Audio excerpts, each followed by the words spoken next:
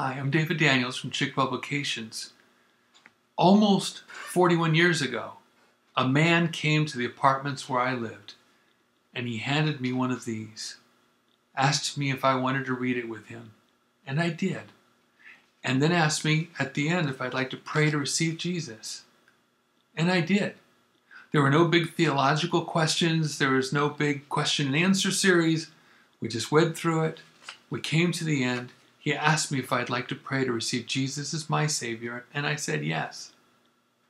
Many of you know from the website and from other times I've told you personally, my testimony, a whole lot of stuff happened over the next 8 years. But that's not the point.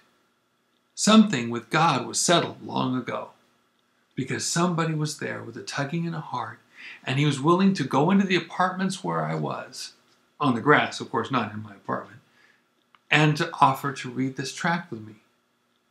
What if he didn't? That's really struck me lately. I'd never seen him before or since, so there was no way I could identify him. I wouldn't have known who he was or whether he was a Christian at all. The only way I knew is he came in and he handed me this. What if he decided it was too late, it was too cold? What if he decided he'd already seen everybody he wanted to talk to? What if he decided, oh, that tug, that couldn't possibly be God?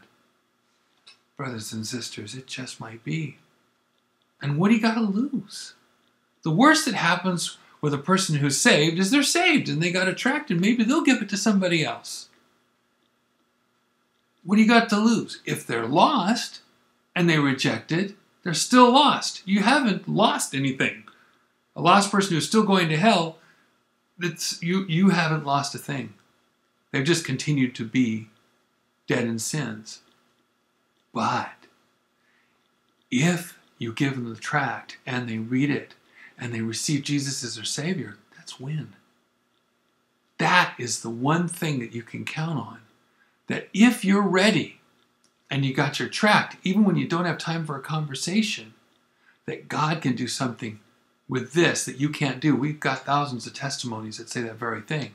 You don't have to have a person there, but you need to have a person to give it or to place it. I just want to encourage you. I thank God that that man came to me. And I just wonder, what if he didn't? And I remember, what if I don't? God bless you and have a great day.